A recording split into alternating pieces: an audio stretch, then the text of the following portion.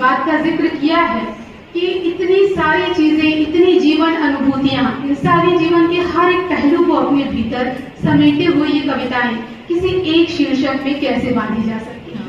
इतना व्यापक फलक है कि तेरी आंखें बहुत बोलती है, ऊपर कुछ है और भीतर कुछ है। तो मैं चाहती थी कि मैं इस तरफ सबका ध्यान आकर्षित करूं कि 85% से ज्यादा जो गजलें हैं वो मानव तरक्की पसंद तहरीक के आधार पर लिखी गई हैं। बहुत अद्भुत है ये, और इसे पढ़ते हुए बार बार मुझे ये लगा कि जो बेचैनी है, जिस तरीके की बातें हैं, अब जैसे यहाँ पर जो गजलें हैं, गजल में उन्होंने लिखा कि कुछ जानी, कुछ अनजानी, कुछ पहचानी होती है, सबकी अपनी प्रेम कहानी होती है, जिक्र नहीं होता उसका इतिहासों में, उनकी भी कुछ खास कहानी होती है।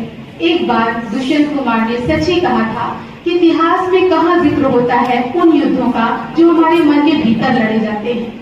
बहुत सी संवेदनाएं हैं, इंसानी अनुभव के अलग अलग ऐसे फलक हैं जिन्हें हम व्यक्त नहीं कर पाते। कविता मन के भीतर चलने वाले इन्हीं द्वंद्वों का समाहार करती है। एक कविता है, घंटों से खामोश रहा हूँ, जाने क्या क्या सोच रहा हूँ, एक नजर उसको देखा था, तब से खुद को खोज रहा हूँ।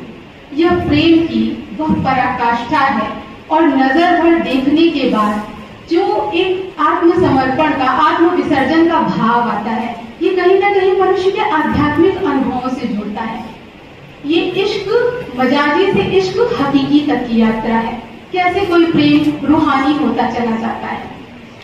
इसी तरह एक और यादों के अंतहीन सिलसिले को दर्शाती हुई गजल है, अंधेरे में किरण कोई अचानक झिलमिलाई है, तुम्हारी याद अपने साथ कितने याद लाई है। अंधेरा जीवन की निराशा का प्रतीक है, तो किसी की छोटी सी याद, आशा की उस किरण का जो एक पल के लिए भी सही पर पूरे जीवन को आलोकित कर देती है, और जिसकी उजास में हम अपने जीवन के निराशामय क्षणों को भी बिता लेते हैं। गजल का हिंदी में अवतरण एक साहित्यिक घटना है। इसका अपना सौंदर्य, आकर्षण और वैविध्य है। फिराक के अनुसार गजल के हर शेर की एक अलग रोमानियत है। इसका विषय सीमित नहीं होता। इसमें मुख्यतः करुणा, प्रेम और समर्पण के भाव प्रकाशित किए जाते हैं। चूंकि एक ही गजल में पूरी बात को कहना होता है, इसलिए इसमें प्रतीकात्मकता का बहुत ही घनिष्ठता से सहारा लिया जाता है।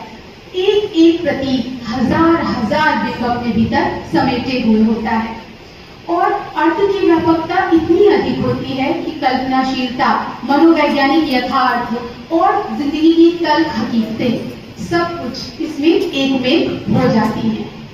गजलकार जीवन के हर अनुभव का व्याख्याता बनने की कुव्वत रखता है। तभी तो कैसे जीवन से कविता जुड़ेगी पुनः, प्रश्न का एक सीधा सा हल है गजल। अर्थात ये काव्य विधा भले ही विदेशी हो, लेकिन जीवन से कविता को जोड़ने का माध्यम है। जब हम सब तरफ से अच्छे विचारों को अपनी तरफ बुलाते हैं, तो फॉर्म, ये फिर वही बहस है कि नाम बड़ा है कि नामी, फॉर्म से फर्क नहीं पड़ता। अभी सर ने कहा कि दोहा जो है अपने भीतर बहुत सा अर्थ समेटे रहता है। ऐसे ही जो गजल है ये एक ऐसी महत्वपूर्ण और दो शब्दों में रची जाने वाली ऐसी विधा है जो सीधे मनुष्य की हृदय की चेतना को स्पंदित करती है। ऐसे ही कुछ सटीक और सांगीतिक या लयात्मक गजलों की बात करें तो एक गजल है, इसका अंदाजे बयां देखिए। लिए मुट्ठी में जब जुगनू चहकता है कोई बच्चा, लिए मुट्ठी में जुगनू जब चहकता है कोई बच्चा, अजब सी रोशनी दुनिया में भरता है कोई बच्चा। दुआ करना किसी बच्चे का यह विश्वास ना टूटे, बड़े विश्वास से उंगली पकड़ता है कोई बच्चा।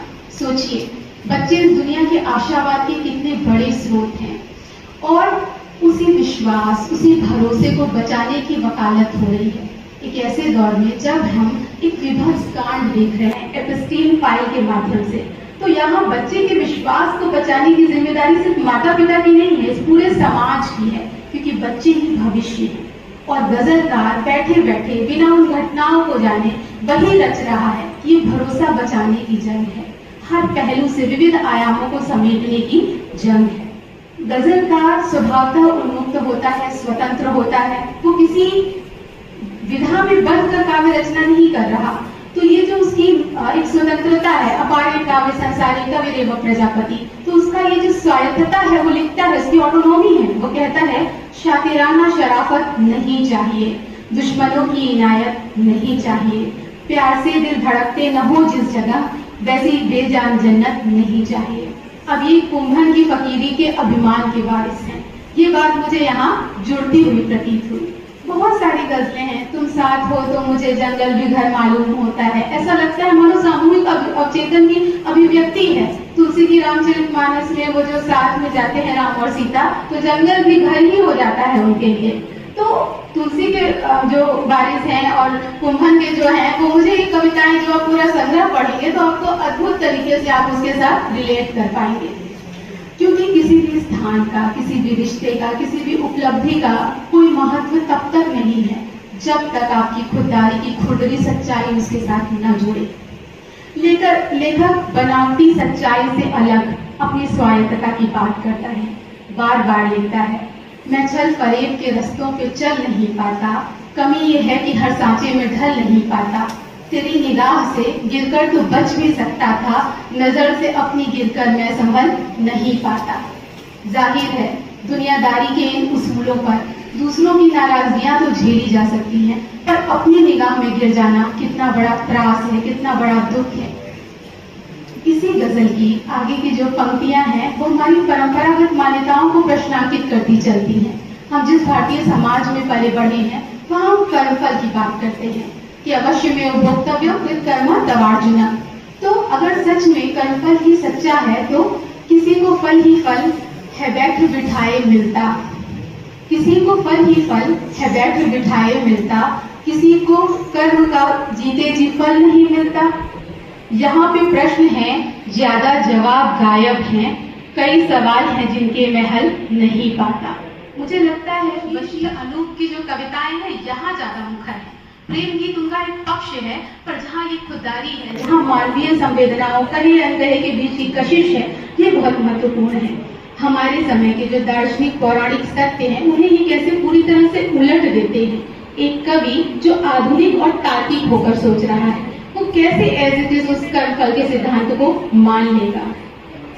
इसी तरह वो कहते हैं कि जहाँ कर्मण्य लोगों को इतना आनंद प्राप्त हो रहा है और कर्मठ व्यक्ति दिन रात साहित्य की अध्ययता जानते हैं, ऐसी तमाम कहानियां, तमाम विडंबनापूर्ण अध्याय हम पढ़ते रहते हैं जीवन में, तो ये उस बेबस रचनाकार की बेबसी को दर्शाता है। इसी तरह सामाजिक विषमता और वर्तमान युग के कथनी करनी के अंतर पर कुछ कविता है। जहाँ सोने के सिंहासन पर ढोंगी लोग बैठे हैं, वहाँ अब किसी भी संत की वाणी का क्या मतलब। हमारे दौर में कहकर मुकर जाना चलन में है, फिर ऐसे दौर में वादे पे कुर्बानी का क्या मतलब।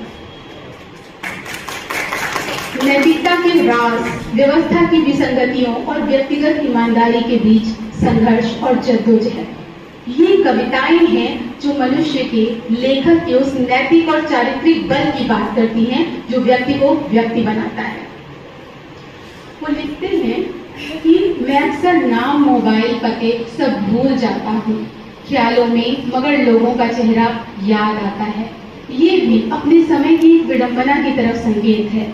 आज की इंफॉर्मेशन से ओवरलोडेड इस युग में जब हम लोगों की वास्तविक पहचान उनके चेहरे से ना करके उनके ईमेल अकाउंट से, उनके तरह तरह के जो हमने मोबाइल नंबर, व्हाट्सएप से हम उनको पहचान रहे हैं, तो उस समय ये जो गजलकार है वो उस पुराने मानवीय मूल्य की तरफ लौटने की बात करता है कि मनुष्य को मनुष्य उसकी जो वास्तविक पहचान है वो बनाती है, संवेदना बनाती है, न कि ये जो आभासी या ये जो छद्म हमें डिजिटल दुनिया ने दिए हैं वो बनाते हैं।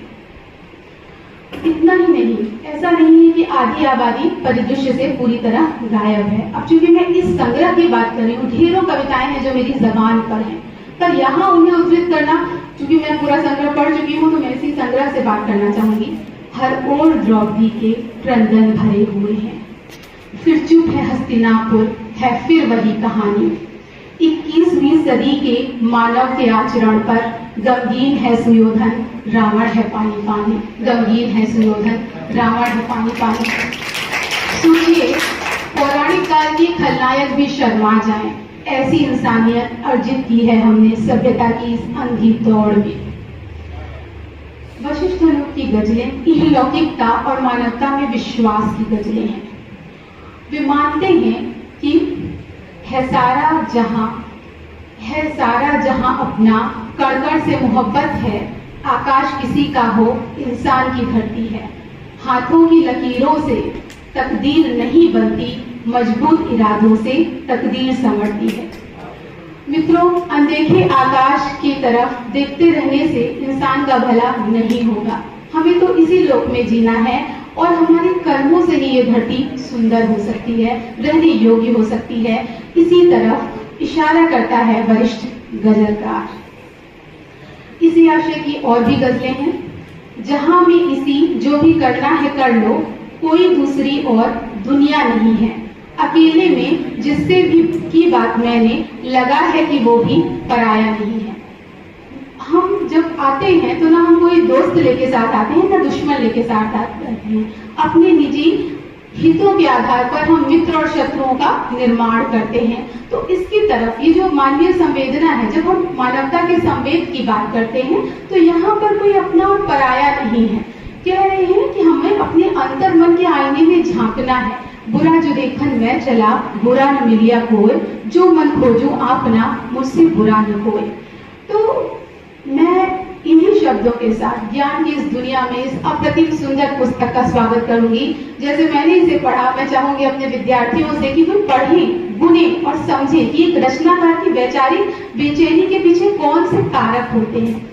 मित्रों, बहुत सी चीजें हैं, आप सहमत असहमत हो सकते हैं, लेकिन उसके पहले हमें ये जानना होगा कि एक ऐसे दौर में जिस समय एक शब्द की भी ईमानदारी नहीं बची है, जिस समय लोग एक दूसरे की विश्वसनीयता के संकट के दौर में जब हम ऐसी कोई बात करते हैं, जिस समय हम किसी से अपनापा या आत्मीयता की बात करते हैं, उस समय इन कविताओं का महत्व अधिक हो जाता है। ऐसे आयोजन ही वे प्रकल्प हैं जो हमें पाठ्य पुस्तकों से बाहर एक अलग दुनिया में, एक अलग संसार में ले जाते हैं और हमारी संवेदना को संवेदित करते हैं। धन्यवाद, शुक्रिया, बहुत आभार।